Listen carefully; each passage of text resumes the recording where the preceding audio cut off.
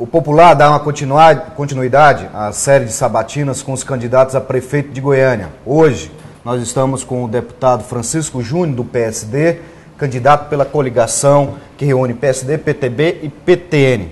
Obrigado, deputado, por participar da nossa entrevista. Eu agradeço, cumprimento você, Jarbas, o Caio, a todos os nossos telespectadores e a toda a equipe da organização de Americana.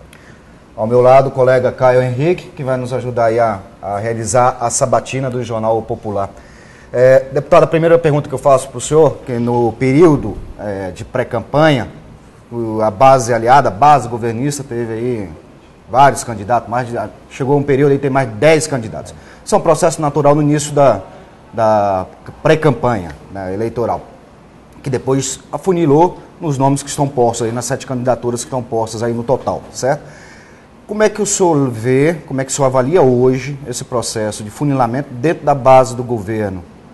Foi definido, o governo definiu o candidato aí como oficial, vamos dizer, um candidato oficial, Vanderlan Cardoso. O senhor hoje é o segundo candidato, o senhor não é candidato do governo, é um candidato independente. Como é que o senhor definiu hoje o seu grupo nessa eleição? Sim. Não, a eleição, a legislação ela permite essas distorções, né? Você pode ter uma composição a nível federal, estadual e outra municipal. No caso de Goiânia, da capital, você tem um grupo grande de partidos que apoiaram a eleição do governador Marconi Perillo, que a gente chama de base aliada. Essa base aliada tem, se não me engano, na eleição teve 19 partidos. E esses partidos se reorganizaram agora nessas 3 candidaturas, que é o PR, que pertence à base, o PSB e o PSD, que é o meu partido. Eu sou um deputado estadual que compõe uma base, continuo da base, meu partido é da base, continuo apoiando o governo do Estado, o governador do Estado. Nós temos participação no governo, participação na eleição e participação no governo. Inclusive, o presidente estadual do PSD é secretário de Estado. Candidato, mas o governo tem te dado algum apoio na campanha? O apoio de aliança, de coligação, dessa forma não. Agora, eu participo da eleição defendendo conceitos, defendendo ideias que são implantadas no governo do Estado. Aquilo que eu considero benéfico, interessante, eu continuo de uma forma coerente defendendo. E eu sei que eu tenho apoio de parte das pessoas que compõem o governo, que têm simpatia por mim e tudo. Eu não sou um adversário do modo de administrar. Agora, naturalmente, politicamente falando, partidariamente falando, existe o PSDB e está apoiando o PSB, então isso é natural. Mas na última pesquisa SERPES, candidato, o senhor tem 1 ponto percentual de intenção de votos, né? O senhor, com 3 partidos, ficou com o menor tempo de televisão. Fora a estrutura de campanha, que essa aliança menor, ela impacta numa menor estrutura de campanha. O senhor acha que poderia ter tido um respaldo melhor da base para a sua candidatura? Já que, de todos os pré-candidatos no início, né, que foram postos, o senhor foi o que manteve a sua candidatura? Claro que poderia ter um apoio maior e busca esse apoio ainda, né, com as nossas ideias, com as nossas propostas, apresentando uma nova forma de fazer política, reforçando conceitos. Então, isso continua. Uma coisa é o aspecto partidário. O partidário interfere muito no tempo de televisão, na aliança, na chapa de vereadores, tudo mais. Agora, o voto em si, aí o eleitor, seja ele filiado a qualquer partido, ele vai votar, depois que ele conhecer as propostas e o candidato, ele vai votar naquele que convencer mais. Seja ele até filiado a qualquer partido.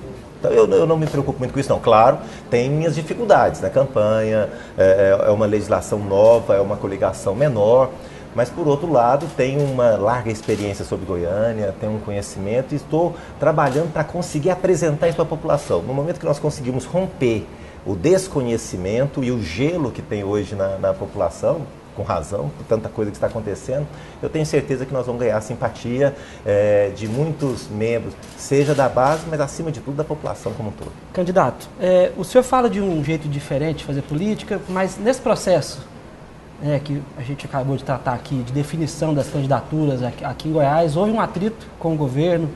Na convenção onde o senhor foi oficializado, houve uma série de cutucadas a pessoas do governo, até ao próprio governador, que naquele momento tentava aliança com o próprio Íris, depois com o Vanderlan. O seu partido também apoiava a Dilma até à votação na Câmara dos Deputados e agora está com o Temer, o presidente interino Michel Temer. E aqui em Goiânia, os vereadores que entraram no PSD há 3, 4 meses atrás, eles ficaram até o último momento com cargos na prefeitura, apoiando o prefeito Paulo Garcia. Como que o senhor vê essa situação do PSD que participa de governo nas 3 esferas? E se o senhor for eleito, vai ser com base nesses preceitos que o senhor vai compor seu governo? Como que funciona isso? Eu, particularmente, mantive uma coerência muito grande, mantendo sempre a mesma palavra e tendo o mesmo comportamento. E nós estamos, inclusive, criticando tudo isso. As cutucadas que você disse que foram colocadas, foi justamente nesse sentido da necessidade de nós apresentarmos um jeito novo de fazer política para reconquistar a credibilidade com a população. A população não fica satisfeita com tudo isso que está acontecendo. Porém, é o que está acontecendo ainda. E nós estamos propondo fazer um novo jeito de fazer política. Eu tenho mantido uma coerência pessoal, tenho mantido uma linha ideológica, uma linha de propostas, uma linha de comportamento, buscando isso. Agora, existe na política você troca o pneu com o carro andando. Então, existe a legislação, existe situação, e existe uma insegurança muito grande, cara. Muito dessas coisas que você acabou de relatar, e são verdadeiras, o político ele fica refém da situação.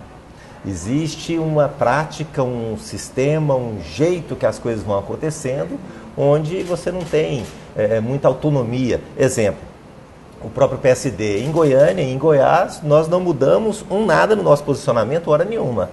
Nós não apoiamos Dilma, nós não participamos.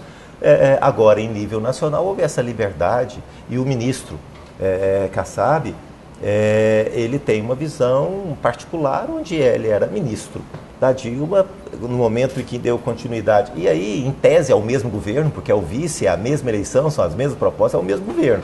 Ele continuou ministro do Temer. É uma situação curiosa. Eu acredito que isso aconteça no Brasil mesmo. Mas isso está nas regras, é assim que funciona e nós questionamos isso e desejamos que mude. Vou falar um pouco sobre propostas para Goiânia. Nós lemos sua minuta de propostas para a prefeitura, caso eleito. Lá apresenta 68 propostas ao todo e a cada proposta várias ações. Né? O plano de governo é uma intenção, caso sou eleito, de que vai realizar nos próximos 4 anos. Um compromisso que vai ser realizado. Vou tirar um paralelo com o mundo empresarial, candidato. No mundo empresarial, o empreendedor ele faz um plano de negócio, onde ele diz o que coloca no papel, o que ele vai fazer, como vai fazer, quanto vai gastar, certo? E de onde virão os recursos. No seu plano de governo, das 68 propostas, tem o que vai ser feito, caso eleito, como você pretende realizar, como o senhor pretende realizar, caso eleito, mas não tem lá em nenhum momento quanto vai custar e de onde virão os recursos. E olha que muitas propostas lá demandam investimentos altos, inclusive. O plano de governo do senhor é uma peça de ficção? Não. Para começar, um plano de governo é diferente de um plano de negócio no seguinte aspecto. O que nós estamos apresentando, o que é protocolado no dia que se protocola o registro da candidatura, a primeira versão do plano de governo, é o início, porque senão não haveria sentido de ter campanha. O plano de governo, ele é uma peça dinâmica e ele é construído e amadurecido durante a campanha na medida que ele é discutido com a sociedade. Então, parte dele, parte significativa, pode ser alterada até o final da campanha, no sentido que ele vai sendo amadurecido. Essa é a primeira proposta que é colocada à população, a população avalia e colabora com ele. E ela diz o que deve ser e como deve acontecer. Isso que você tem comentado talvez seja uma falha que não foi protocolada. Agora, é fundamental ter de onde virá os recursos. E quanto vai custar? E quanto vai custar e de onde virá. O quanto vai custar, ele e de onde virá, ele tem uma flexibilidade significativa, porque pela falta de transparência nós temos dificuldade de saber exatamente o que a prefeitura tem, como ela gasta e como ela vai. Daí a dificuldade de você ter números exatos e absolutos. Mas até o final do plano, a intenção nossa é poder colocar pelo menos expectativas de como que vai ser feito. Com relação à maioria das propostas, nós já temos isso. Não está colocada porque senão vira um compromisso público, né? E isso é muito sério. Agora, até o final da campanha, a gente deve fazer esse complemento. Lembrando que nós vamos ter que deixar uma margem significativa porque... Esse plano de governo não é um compromisso público, candidato? É um compromisso público, por isso que eu estou falando que a gente tem que tomar um cuidado muito grande, isso será colocado no final, à medida que nós vamos discutindo com a população, porque a partir do momento que se escreve é compromisso, tem que ser feito. É isso que eu estou dizendo. Então, esse do exatamente quanto vai custar, vou dar um exemplo. Foi gasto pela Prefeitura no ano passado mais de R$1 bilhão, R$1 bilhão e 400 milhões na saúde. Recentemente, nós vimos aí todo um escândalo noticiado aqui pelo jornal de desvio de verbas, de forma que estava... Quer dizer, então, afinal de contas, nós temos quanto para investir na saúde? Então, isso é muito variável em função da má gestão que existe hoje. Candidato, de qualquer forma, o Popular está fazendo uma série de especiais sobre os temas importantes da campanha. Já foi segurança, foi saúde. Nos dois casos, os especialistas consultados falaram que a viabilidade das suas propostas são baixas, justamente por conta desse aspecto, de custar caro. No caso de construir 3 UPAs, 2 ambulatórios, construir um sistema de segurança que envolve inteligência, tudo isso custa dinheiro. Eu pergunto, mesmo sem saber exatamente o que está disponível, o que não está, a gente sabe que as dificuldades financeiras são em todas as prefeituras, de onde que dá para cortar para poder... Eu discordo dessa baixa viabilidade. Inclusive, eu não entendi muito os critérios, porque tem situações que estão baixa viabilidade do meu que são idênticas ao outro. Por exemplo, ter uma crítica ao remédio em casa, eu achei muito curioso. Depois eu quero conversar com quem fez a consultoria, porque o remédio em casa, e o acompanhamento de crônicos é fundamental. Não acontece. Hoje nós temos, por exemplo, recentemente foi denunciada uma máfia de gente que pegava os remédios, vendia, não tomava, desviava. O remédio em casa, acompanhado do PSF, é uma garantia de que a pessoa está tomando o remédio, ele tem que receber em casa e tem que o agente de saúde fiscalizar se ele está tomando. E evita que ele procure a mesma saúde, o mesmo SUS, para doenças mais graves oriundas do maltratamento. Então, tem situações aí que eu achei curiosa.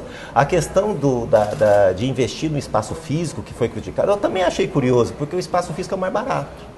Né? A Prefeitura não tem dificuldade de investir, inclusive tem linhas de financiamento federal, há recurso para isso, a Prefeitura devolve dinheiro nessa área, então não há dificuldade nessa parte. Agora nós precisamos ter uma boa estrutura para o médico trabalhar. A grande proposta nossa, curiosamente, não está aí, que é o investimento na categoria, no médico. Hoje a grande demanda na saúde é a falta de médico.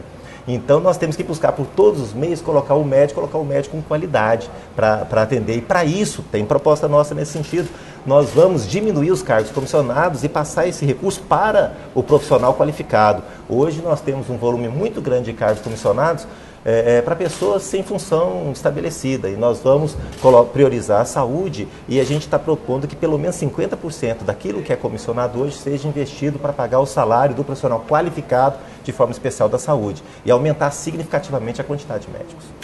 Uma das propostas do senhor é na área de transporte. O senhor defende uma reavaliação dos contratos existentes. Mudança total de conceito. Mudança total de conceito, se necessário for, inclusive... Rompimento dos contratos. Rompimento dos contratos, uma nova licitação. Isso também se aplica ao eixo Anhanguera, pela Metrobus, administrado pelo Estado? Tudo. Deixa eu falar sobre isso. Inclusive, a partir de agora, eu vou falar de onde vem as receitas de tudo também, já que foi comentado. Por exemplo, nós temos hoje 4 desafios para o transporte. O nosso transporte ele tem que oferecer, para convencer a pessoa a deixar o carro, a moto em casa e fazer opção. Na medida que a pessoa vai fazendo opção, você vai aumentando a receita própria do transporte. Mas o transporte ele tem que ter um mínimo de conforto, ele tem que ter pontualidade, ele tem que ter segurança. Né? E tem que ter passagem mais barata. O transporte não pode ser um bom negócio, isso não tem sentido, tem que ser subsidiado. A questão da pontualidade, você interfere em uma outra situação que é o trânsito. Onde o transporte funciona bem, ele é barato, ele é subsidiado e o trânsito é gerido junto. É o caso em nível nacional, da NTT. Então, por exemplo, nós vamos colocar a SMT e a CMTC juntas, mas Francisco Júnior, um é metropolitano, o outro é municipal, então precisa ser feita essa revisão. Na Assembleia está aí no plano diretor da região metropolitana e eu já iniciei essa discussão, estou conversando com os técnicos, porque ou nós precisamos desmembrar isso, dando autonomia para os municípios, ou nós precisamos incluir a questão do trânsito na região metropolitana. Quando eu envolvo a questão do trânsito na região metropolitana, eu tenho receita. Por exemplo, ninguém absolutamente sabe para onde vai a receita das multas em Goiânia. É curioso isso, porque Goiânia tem a fama de, até tem adesivo nos carros, visite Goiânia e leve uma multa, mas ninguém sabe para onde vai essa multa. Então nós temos receita das multas, nós temos a receita do estacionamento, que não tem transparência para onde ela vai, e Goiânia tem um potencial imenso de gerar vagas de estacionamento oferecidas pela prefeitura como a prestação de serviço de segurança, que também não tem. A área azul, ela somente dá o direito de parar. Eu defendo que você tenha fiscalização e você dê segurança, que a prefeitura se responsabilize pelo seguro. Eu li essa proposta do senhor em relação a ampliar a área azul, mas também com segurança, né? Oferecer segurança, ou seja, a pessoa paga para estacionar o veículo dela rotativo, né? Um estacionamento rotativo em áreas públicas, na rua, e ela terá direito a uma segurança, um seguro, uma segurança e tudo mais. Mas pergunta ao senhor, a prefeitura vai criar uma nova taxa, cobra a área azul, para o cidadão ter um direito onde ele já paga os impostos, que é a questão da segurança? A segurança ele já deveria ter. As ruas é o bem público, você envolve a questão do meio ambiente, a poluição visual, todo o aspecto do grande centro. Isso não é uma realidade de Goiânia, isso é uma realidade mundial. A gente tem a questão do direito social e isso é previsto. O que eu quero é deixar Goiânia uma cidade com maior qualidade de vida. A maioria das pessoas não precisam sair de carro. Só que elas são obrigadas a sair de carro ou moto porque o transporte não funciona. Mas uma pessoa que trabalha de vendedor numa loja, por exemplo, é muito melhor para ela sair de casa, pegar o ônibus, se ela tiver certeza que ela chega sem ser assaltada e no horário no serviço, ela vai fazer opção pelo ônibus, se ela tiver um mínimo de conforto. Se nós melhoramos a qualidade do transporte, eu tenho certeza que nós vamos ter uma adesão maior. Agora, isso tem um custo. Então, ao mesmo tempo, você tem um custo social de tudo isso. Nós temos que dissolver isso para a sociedade toda. Não vai ficar caro para ninguém, mas vai beneficiar a todos. É essa consciência que nós estamos tendo. Candidato, e essa política de implantação de corredores que o prefeito Paulo Garcia começou a fazer em Goiânia, de corredores preferenciais para onde? Ela não é uma política do Paulo Garcia, ela é uma política prevista no plano diretor que eu coordenei a elaboração em 2007. É fundamental, é necessário. Porém, a implantação dela tem que ser negociada e discutida com o comerciante, não é... imposta da forma, está muito violenta. Então há que se prever, há que se negociar. Você não pode fazer como aconteceu em Goiânia, na T7, que fez um buraco na rua e passou quase 6 meses para fechar o buraco, quebrou todo mundo em volta. Ou quando foi fazer uma ciclovia na T63, que não conversou ninguém, não tinha projeto para ciclovia, ela parou na frente de uma palmeira, não sabia se derrubava a palmeira ou se contornava ela. Quer dizer, então absurdos como esse não pode acontecer. Então precisa de planejamento, cara. Então a previsão dos eixos é fundamental, precisam ser implantados todos, com inteligência, e vai melhorar muito a realidade da cidade no momento que todos eles forem implantados. Segurança, é um tema aí que está muito debatido nessa campanha, né? E o senhor já até citou um pouco aqui sobre a segurança, principalmente quando nós falamos aqui da área azul, mas o vice na chapa do senhor é o Coronel Pacheco, coronel da Polícia Militar. Você acredita que a prefeitura ela pode resolver o problema da segurança no município? A função da prefeitura é cuidar, criar, fomentar um ambiente seguro. A função da prefeitura é fazer a prevenção ao crime, é criar condições para que o bandido tenha dificuldade de agir. Então, tudo aquilo que for prevenção é obrigação nossa. Nós temos que deixar a cidade limpa, iluminada, e nós temos algumas propostas. A questão das imagens, eu achei interessante, também fui criticado com relação a colocar câmeras na cidade, mas o plano fala de câmeras da prefeitura, que não é um custo alto, não. E também fala da cessão de imagens por parte das residências, das empresas que fazem vigilância e do comércio. Isso também já acontece em muitos lugares. Falar em custo alto, o Estado tem um projeto de colocar 500 câmeras na capital, um projeto há tem uns 4 anos que não sai do papel, câmeras locadas, que se eu não me engano custa 35 milhões. O último valor estipulado pela licitação que não foi nem lançada. O edital nem foi lançado. Ou seja, 35 milhões é muito dinheiro. Mas nós temos alternativas muito interessantes para fazer. Todo o nosso plano ele é dinâmico quando avança para a questão de parcerias, de PPPs. O Goiânia, por exemplo, não tem um programa de mobiliário urbano. Essa câmara ela pode ser colocada quando você implantar o mobiliário urbano, quando você patronizar os abrigos nas paradas de ônibus, patronizar a propaganda da cidade. Nada disso foi feito, já. Então, isso tudo pode vir como contrapartida para a cidade no momento de se explorar a imagem da cidade. Goiânia não explora, não tem receita. receita da sua imagem, Goiânia não tem receita no subsolo e nem no espaço aéreo da cidade. Tudo isso é previsto pela Constituição e pode ser revertido para o bem-estar da população. Isso é que eu reclamo que não existe, e essas são fontes de receita muito viáveis, utilizadas em toda a cidade moderna, mas lamentavelmente em Goiânia sequer se imagina como é que se faz isso hoje. Falando de receita, tem a história do IPTU, que é muito polêmica em Goiânia, porque ficou muito tempo sem reajuste. E o senhor fala em cobrança de preço justo no plano do governo. Como que seria isso? O senhor concorda que quem ganha mais dinheiro tem que pagar mais de IPTU? O senhor concorda com isso? Mas no plano do governo do candidato, Caio, ele fala cobrança justa, eficiente, sem aumentar impostos. Como é que é isso? É justamente isso. Na medida que você faz justiça, por exemplo, não é com relação ao que a pessoa ganha, quanto vale o patrimônio dela. Se você faz uma avaliação correta, chamando os órgãos para participar, à medida que a cidade ganha valor, você também tem valor no seu imóvel. E isso hoje é feito muito de forma aleativa, né? Quer dizer, sem uma discussão, sem critérios. Então é necessário chamar a sociedade, definir critérios, combinar o valor do imóvel de cada região, a qualidade do imóvel, porque senão você acaba prejudicando determinada pessoa que historicamente mora no lugar, valorizou, mas é uma pessoa carente, o imóvel Esse também trabalho é um imóvel menor. está sendo feito esse ano pela Prefeitura? Está sendo feito este ano, mas ele ainda não refletiu nos impostos, né? O que nós vimos até agora nos impostos, e talvez ela está fazendo isso, parabéns por essa atitude, de tanto apanhar, de tentar impor uma coisa sem negociação, sem transparência. Então, olha, para você ter uma ideia, não existe mais aquela comissão que envolve a sociedade para fazer avaliação. Quer dizer, e é necessário que tenha, necessário que se abra as contas da prefeitura com transparência, chame a sociedade e negocie. O cidadão, na medida que ele é esclarecido, que ele é informado, ele não é ignorante. Ele sabe que ele está pagando mais, ele também está ganhando mais. Então, o que ele fica indignado é quando ele é cobrado sem ser comunicado, é pego de surpresa, paga o imposto, de repente chega uma cobrança suplementar, que ele também, um complemento daquilo que ele já não concordava. Então, isso daí tudo, então esse desrespeito ao cidadão precisa acabar. Na medida que você tem transparência, que você conversa, e que a cidade cresce e desenvolve, ela produz mais riqueza, e essa riqueza tem que ser distribuída para todos. Exato, mas então em alguns casos aumenta o IPTU, sim. Tem que aumentar. Na justiça, ele tem que ter o valor, tem que ter critério. Aí nós não estamos falando de aumento, nós estamos falando de valor real, valor justo. Por exemplo, o nosso valor venal, ele não é real.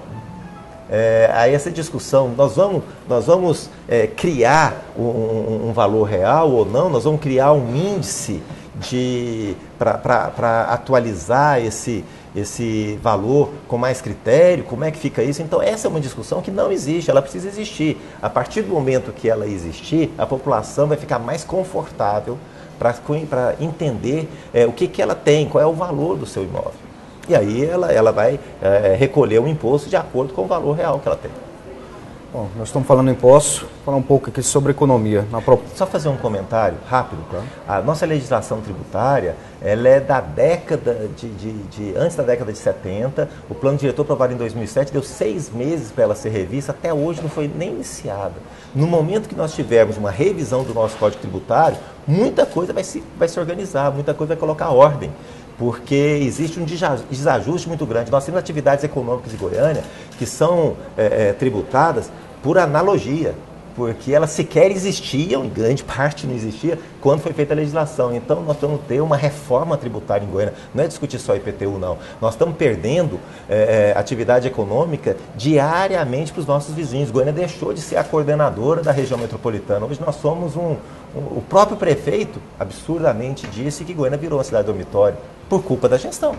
Por falar nesse tema, candidato, na proposta do senhor, né, que o senhor dedica um capítulo à questão econômica, a economia de Goiânia é a maior do estado e uma das maiores do Brasil, certo? O senhor dedica um capítulo para fomentar a atividade econômica na capital. Mas o senhor destaca 2 pontos, a economia criativa, onde são os setores de moda, artesanato e tecnologia, e a implantação do Parque Tecnológico, que também é um projeto aí, eu acho que tem 10, 15 anos que discute isso na capital e nunca foi instalado, nunca foi implantado. Quer dizer, são áreas, concordo, são áreas importantes para a cidade, certo? Mas só isso, somente essas áreas serão suficientes para você gerar emprego, gerar renda, gerar, inclusive, aumento da arrecadação para cumprir a boa parte das propostas que o senhor está fazendo na campanha? Como eu falei, o plano é dinâmico. A gente vai colocando o que já vai sendo amadurecido. Eu defendo que Goiânia se regionalize, se reestruture e tenha um diálogo constante com os municípios, principalmente aqueles que estão conurbados com a cidade. Então nós precisamos, por exemplo, Goiânia não tem nenhum APL funcionando. E nós temos que desenvolver, nós temos que identificar a vocação de cada região e fomentar esse desenvolvimento. Por exemplo, nós precisamos nos aliar à Trindade e desenvolver essa questão da moda, da confecção, de forma mais pungente, com parceria, estimulando. Nós precisamos nos unir a Senador Canedo e fomentar a questão moveleira. Goiânia, ela simplesmente afastou dela todo tipo de indústria. E chegou à conclusão que ela tinha que ser uma cidade do serviço. E essa é uma visão ultrapassada. Existe uma indústria muito interessante. Quando fala na área de tecnologia, nós temos condição de atrair investimentos na área de tecnologia muito interessante. Inclusive para revitalizar o centro de Goiânia. Nós temos o centro é a região mais preparada do ponto de vista de comunicação, de energia. E nada disso é aproveitado. Nós temos inúmeras universidades. Mas por quê? O senhor já foi secretário municipal, né, da prefeitura, o senhor também... tem uma forte influência, inclusive o presidente estadual do seu partido está no governo estadual. Por que isso não sai do papel? Porque há uma falta de visão política muito grande. Na época que eu era secretário, eu era um grande apoiador do projeto Estação Digital, que foi lançado na nossa época. Na época o secretário era o Joel Santana, ele era um idealista disso, até pela experiência que tinha no estado de Pernambuco, que o sogro dele tinha sido governador e tinha implantado o Porto Digital, se não me engano, lá, que foi uma experiência boa, trouxe para cá algo semelhante, que começou e lamentavelmente foi completamente abandonado depois por falta de visão, por falta de gestão e visão. Então nós temos tudo preparado para retomar esse projeto, por exemplo, mas lamentavelmente está parado, como você disse, já há 10 anos. Candidato, dentro dessa questão da industrialização de Goiânia, durante todo esse tempo, por conta dessa que eles falam de vocação para serviços na capital, as indústrias foram para Anápolis, tem em Aparecida, e existe uma briga, sempre quando vem uma indústria tem incentivos fiscais, existe uma briga. Dá para comprar essa briga com essas cidades? Como que fica isso? Não é comprar a briga, é o que eu falei, nós precisamos entender que a região metropolitana tem que ter um projeto, nós temos que redistribuir isso. Aquilo que for de determinado setor, nós vamos fomentar aqui que se concentre em tal região, aquilo que não for, se concentre para outro, mas tem que ter esse diálogo, tem que ter essa coordenação. E quem naturalmente coordena, tem que assumir essa coordenação, é o mais influente, é o mais importante, que é a capital, que gerou a região metropolitana em torno dela. E essa discussão com a região metropolitana não existe. Daí eu falei da necessidade da revisão do Código Tributário. A partir dessa revisão, Goiânia pode chamar as cidades vizinhas que compõem a região metropolitana, fazer uma ampla discussão, convidá-los para também rever os seus códigos e, a partir daí, criar um programa de desenvolvimento da região metropolitana de Goiânia, que é plenamente possível. Aí entra, e a discussão está acontecendo agora, porque nós estamos fazendo um plano da região metropolitana, o plano diretor da região metropolitana, e aí nós vamos ter uma rediscussão de transporte. Nós vamos descobrir, por exemplo, se esse transporte a custo único, ele é ainda o mais adequado para Goiânia. Nós vamos fazer essa conversa. Essa questão das alíquotas tributárias de cada situação na região metropolitana precisa ser conversado com todos juntos. Não dá para Goiânia fazer uma conversa com a visão apenas de concorrer e de vencer. Não, nós precisamos fazer uma conversa no sentido de nos aliar. Determinada indústria, ela pode ter os insumos produzidos pelo vizinho e são montados de cada. Na medida que a gente conversa e faz algo planejado, a gente vai ganhar, todos vamos ganhar juntos. É a política, você falou da iniciativa privada, que é muito divulgada hoje na iniciativa privada, que é a política do ganha-ganha, que lamentavelmente no poder público não se pensa assim. Quero agradecer ao candidato Francisco Júnior, PSD, candidato a prefeito de Goiânia, por participar da sabatina do Jornal Popular, o Caio Henrique, que também nos ajudou aqui a realizar a sabatina. Lembrando que na próxima quinta-feira, o próximo candidato, seguindo a ordem crescente da pesquisa CERP, será a deputada Adriana Corsi, quinta-feira às 9 horas, com os repórteres Fabiana Pucinelli e Andréia Bahia, e nós continuaremos aqui na próxima semana com os outros demais candidatos a prefeito. Essa entrevista... Na próxima semana, feriado... Então, só na outra, né? Ah, vai ficar para outra, Vai né? ficar pra outra. Por conta do feriado na próxima semana, ficará para outra semana seguinte. Lembrando que essa entrevista hoje com o Francisco Júnior estará no site do Jornal Popular e também os melhores trechos amanhã no Jornal Impresso. Obrigado, deputado, pela participação. Obrigado, Jarbas. Obrigado, Caio. Obrigado a quem nos acompanha. Eu convido você a participar, a conhecer mais. A política precisa mudar. Do jeito que está, realmente não pode continuar. Nós temos que partir do que temos, mas nós temos que chegar onde queremos, onde precisamos. Então, sou Francisco Júnior, realmente quero apresentar um novo jeito de fazer política, mas eu preciso de você. Preciso do seu apoio e do seu voto. Meu número é 55 e eu convido você a, junto comigo, transformar Goiânia numa cidade muito melhor. É possível na medida que participamos. Muito obrigado. Obrigado a todos vocês. Até a próxima.